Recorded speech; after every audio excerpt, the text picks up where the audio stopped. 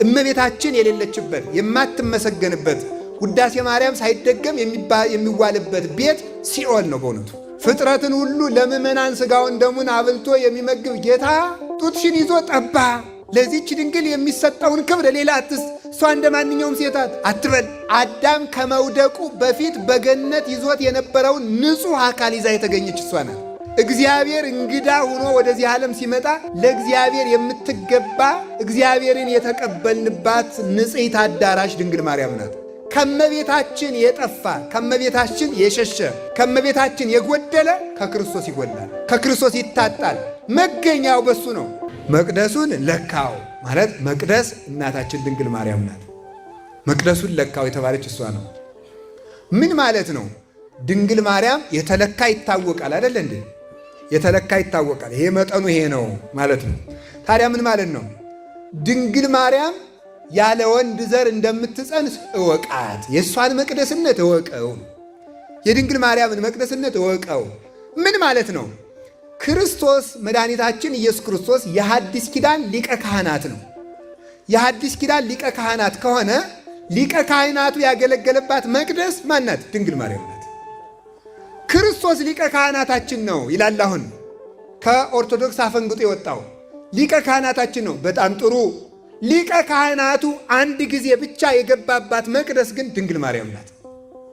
ወደ መቅደሱ የሚሄድ ሰው ሊቀ ካህናቱን አግኝቶ ከሊቀ ካህናቱ ተባርኮ እንደሚመለስ ወደ እመቤታችን የሄደ ሊቀ ካህናት ኢየሱስ ክርስቶስን ያገኘዋል።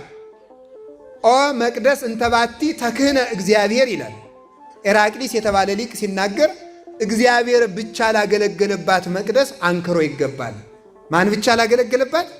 እግዚአብሔር ብቻ ያገለገለባት መቅደስ። እግዚአብሔር ገብቶ ወደ እሷ ሊቀ ካህናት ይሆን ምንድን? ሊቀ ካህናት ሲያገለግል ልብሰ ተክህኖ ይለብሳል፣ ኤፉደ ቅኔውን ይይዛል፣ ካባ ላንቃ ይደርባል። ክርስቶስ ሊቀ ካህናት ነው። በዚህ ዓለም ካባ ላንቃ ያልደረበ ምንድን? ለምን ይመስላችኋል? የእሱ ልብሰ ተክህኖ ከድንግል ማርያም የለበሰው ሥጋ ስለሆነ ነው። ስለዚህ እመቤታችን የሊቀ ካህናቱ ልብሱ የሊቀ ካህናቱ መቅደሱ ናት። ከመቤታችን የጠፋ ከመቤታችን የሸሸ ከመቤታችን የጎደለ ከክርስቶስ ይጎላል፣ ከክርስቶስ ይታጣል። መገኛው በሱ ነው። ሰብአ ሰገል በመጡ ጊዜ ወደ ቤተልሔም በመጡ ጊዜ ምንድን ነው የሚለው? ከእናቱ ጋር አገኙት ነው የሚለው። እስኪ በሉ ሁላችሁ ከማን ጋር አገኙት? አንትሙኒ ተሐውሩ ግድመ ግድመ ነው የሚለው። ዋነይ አሐውር ግድመ ግድመ፣ እናንተም ወዲያ ወዲያውን ትሄዳላችሁ፣ እኔም ወዲያ ወዲያውን እሄዳለሁ አለ እግዚአብሔር ይላል ነቢዩ። እናንተም ወዲያ ወዲያውን። ክርስቶስ ያለ ከእናንቱ ጋር። አንተ ዳርዳሩን ብትዞር አታገኘውም። ያለ ከሱ ነው።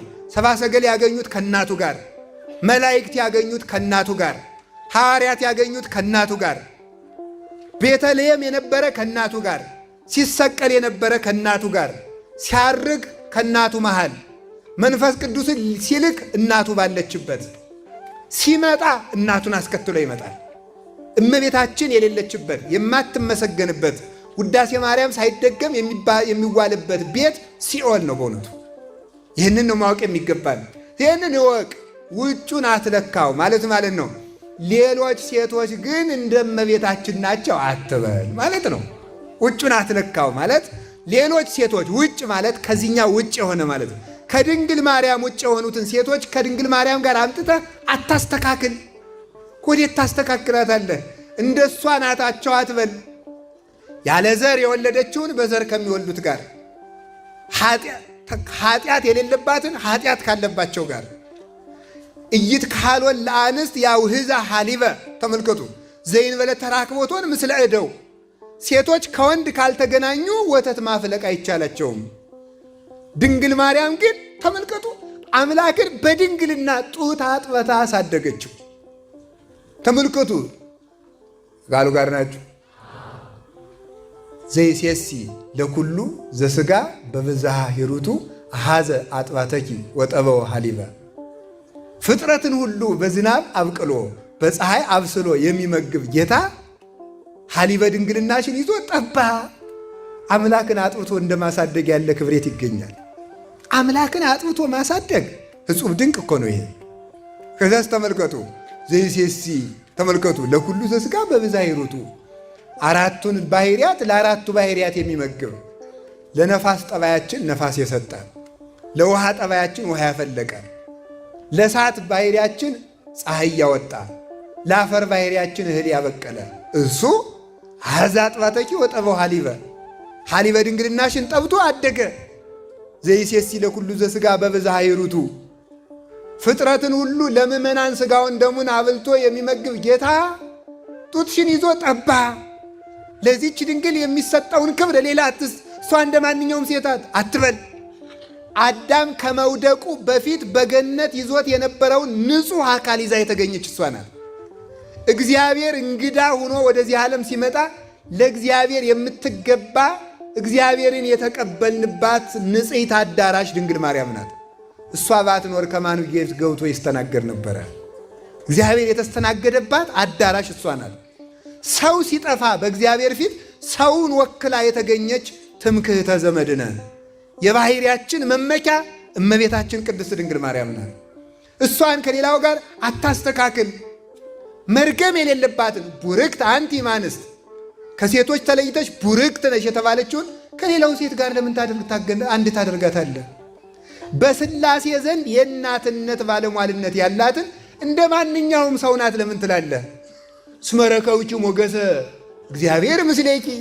ይኸውላችሁ መልአኩ እኮ ነው ሉቃስ በእግዚአብሔር ዘንድ ባለሟልነትን አግኝተሻልና ማለት እግዚአብሔር ከሥጋሽ ሥጋ ከነፍስሽ ነፍስ ነስቶ ከአንቺ አንድ አካል አንድ ባሕሪ ቢሆን የእናትነት ባለሟልነትን አገኘሽ።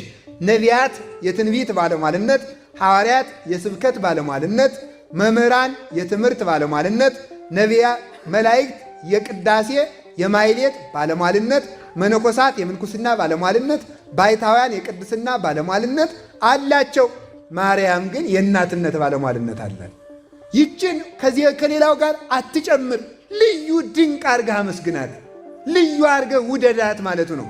እመቤታችን የፈጠረልን እግዚአብሔር የተመሰገነ ይሁን። መቅደሱን ለካው በሉ እስቲ፣ ውጩን ግን አትለካው። እመቤታችንና ሌላውን ምን አትበል ነው? አታስተካክል። እግዚአብሔር ይስጥልን። ሌላ ደግሞ መቅደሱን ለካው በሉ እስቲ። ምን አላችሁኝ? ውጩን ግን አትለካው በሉ እስቲ። መቅደሱን ለካው ማለት እወቀው ማለት ክርስቶስ በአምላክነቱ ይታመማል አትበል። እስኪ በሉ በምኑ ይታመማል አትበል?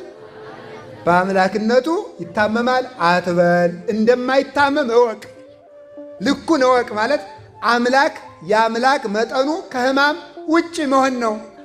ለሱ መጠን የለውም። ለሱ ሊነገርለት የሚገባው ይህ ነው እና መቅደሱን ለካው ማለት አምላክ በአምላክነቱ እንደማይታመም እወቅ። ምሳሌ ሰው ሆኖ የለ እንዴት አይታመምም? እሺ ፀሐይ በዛፍ ላይ ወጥታ ዛፉን በመታ ነው ጊዜ ፀሐዩን እንደማንመታው ፀሐዩን እንደማያመው ተመልከቱ። እሳት በብረት ላይ ሆኖ ብረቱን በመዶሻ ስንመታው እሳቱን እንደማያመው ስጋን በዱላ በገረፉት ጊዜ ነፍስን እንደማይመቷት የኔን አሁን የአባ ገብረ ኪዳን ቀኝ እጁን ግራ እግሩን ቢቆርጡት ነፍሴን መቁረጥ አይቻልም። እንደማይታመም ፀሐይ በቆሻሻ ኩሬ ላይ ብታበራ ቆሻሻው እንደማያቆሽሻት አምላክ ሰው ሆኖ ስለመጣ ታመም አይባልም። ንጉሥ ከድሃ በግዛቱ ካለች ከአንዲት ድሃ ቤት ገብቶ ቢያድር ንጉሡ ድሃ ሆነ እንደማይባለው ባለጸጋው አምላክ የእኛን የድሆችን ሥጋ ለብሶ ስለመጣ ወደ ድሃነት ተለወጠ አይባልም። እፎ ቤተ ነዳይ ሀደረ ከመ ምስኪን ያለው ሊቁ ይሄንን ነው። እንዴት እንደ ምስኪን ከድሃ ቤት አደረ ይላል። ሰንበት ተማሪ ሲጸልይ እንዴት ከድሃ ቤት አደረ እንደ ምስኪን ከሰማያት ወርዶ ይላል። እንዴት ከድሃ ቤት አደረ ይልና እንደ ምስኪን ከሰማያት ወርዶ ይላል። ምስኪን ከሰማይ ይወርዳል እንዴ? ወደዚህ ነው ንባብ ለይቶ ነው ማንበብሽ። ንባብ ለይ እንደ ምስኪን ከሰማያት ወርዶ አይባልም። ምስኪን ከሰማይ አይወርድም። ምስጢሩ ምንድነው? እንዴት ከድሃ ቤት አደረ እንደ ምስኪን ወደዚህ ነው ንባቡ። ከዚያ በኋላ ተመልከቱ ምንድነው? ከሰማያት ወርዶ ለብቻው ወደዚያ ንባቡ ማለት ነው። ለይቱ ካላነበቡት ችግር ነው ይባላል አይደል? ከቃሉ ጋር ናችሁ። አያችሁ፣ በንባብ መለየት የትርጉም ለውጥ ይመጣል ማለት ነው። አነባበው ወዲና ወዲህ ሲሆን ማለት ነው። ስለዚህ ይህንን ለይታችሁ አውቁ። በእኛም ቢሆን ይሄን ወደዚህ ነው ይሄን ወደዚያ ነው ይላሉ አባቶች። ስናነብ ያኛውን ወደዚያ ውሰደው ይላሉ፣ ወዲኛው አምጣው ለየው ይላሉ። ለይቶ መተርጎም የሚገባው ለይቶ ማንበብ ሲቻል ነው። ስለዚህ አባቶቻችን ትርጓሜ ምስጢርን ትርጓሜን ንባብ ይቀድመዋል ይላሉ። ምስጢርን ትርጓሜ ይበሉ። ትርጓሜን ምን ይቀድመዋል? ንባብ ላለው ይጨመርለታል። ንባብ ላለው ትርጓሜ ይጨምሩለታል። ትርጓሜ ላለው ምስጢር ይጨምሩለታል ማለት ነው። ከቃሉ ጋር ናችሁ። እግዚአብሔር ከሁላችን ጋር ይሁን። ለይቶ ማንበብ ያልኳቸው ነው። እሺ በመለኮቱ አይታመምም በሉ እስቲ። በእሺ ውጩን ግን አትለካው ማለት በስጋው አይታመምም አትበል ማለት ነው። እስኪ በሉ ደግሞ በስጋው አይታመምም አትበል። ውጩን አትለካው ማለት ይሄ ነው። ስጋው አይታመምም አትበል። የክርስቶስ ስጋው አይታመምም አይባልም። በስጋው ክርስቶስ ስጋውና አምላክነቱ ማለትና በስጋውና በአምላክነቱ ማለት ልዩነት አለው። በስጋው ማለት ምን ማለት ነው? አንድ ነው። በአምላክነቱ ማለት አንድ። ስጋው ሲባል ግን ይለያል። ስለዚህ በስጋው ይታመማል፣ በአምላክነቱ አይታመምም። እንዲህ ስለሆነ ደግሞ ሁለት አምላክ ነው አትበል። ምክንያቱም አንተ ነፍስ አለ፣ ስጋ አለ። ሁለት ሰው መጣ አትባልም፣ አንድ ሰው መጣ ነው የሚባለው። ስጋህን እንገርፈዋለን፣ ነፍስህን አንገርፋትም። ስለዚህ ምን ይባላል? እገሌን ገረፍ ነው ይባላል። ክርስቶስ በሰውነቱ ታሟል፣ በአምላክነቱ አልታመመም። ስለዚህ ምን ይባላል? ነገር ግን እውነተኛ አንድ አምላክ ይባላል። ግን አምላክ ሞተ፣ አምላክ ታመመ ስንል አምላክ በአምላክነቱ ሞተ ማለት ግን አይደለም። በሰውነቱ ሞተ ነው የሚባለው ማለት ነው። ወትስጉቱሂ ምስጢር ዘይትረከብ ወዘኢይትነገር ይላል። ተመልከቱ። ሰው መሆኑ የማይመረመር የማይነገር ረቂቅ ምስጢር ነው። ሰው መሆኑ አምላክ ሰው የመሆኑ ነገር የማይመረመር ረቂቅ ምስጢር ነው። ከቃሉ ጋር ናችሁ። ረቂቅ ምስጢር ተመልከቱ። ትስጉት እሙን ወአኮ ምትሃት ይላል ቅዱስ ጎርጎርዮስ ሃይማኖተ አበው ምዕራፍ 36 ላይ ነው። እውነተኛ ሰው ሆነ እንጂ መስሎ በመታየት አይደለም። አንዳንድ ወንድሞቻችን ከክርስትና እምነት ውጭ ያሉት ምን ይላሉ? ኢየሱስ አልተሰቀለም መስሎ ታይቷቸው ነው ይላሉ። መስሎ ታይቶ ነው። ኢየሱስ አምላክ ነው። አምላክ ደግሞ አይሸነግልም። አምላክ አያስመስልም። አስመሳይ አይደለም። በእውነት ተሰቅሏል፣ በእውነት ሙቷል። ግን የሞተው ደግሞ አምላክነቱ ሞተ፣ ጌትነቱ ሞተ፣ መንግስቱ ተሻረ፣ ባሕሪው ጠፋ ማለት ግን አይደለም። በስጋው ሞተ። ሰው ስጋውን እየደበደብ ነው፣ በስጋ እየደበደብ ነው። ነፍሱን እንደማንደበድባት ሁሉ ስጋውን ሰው በስጋው ሲሞት ነፍሱ እንደማትሞተው ሁሉ ክርስቶስ በሰውነቱ ሲሞት በአምላክነቱ አልሞተም። ይህም ማለት ሁለት ሰው ማለት አይደለም። ይህንን ለይተ በተዋሂዶ ከበረ ብለ ተናገር። ከቃሉ ጋር ናችሁ።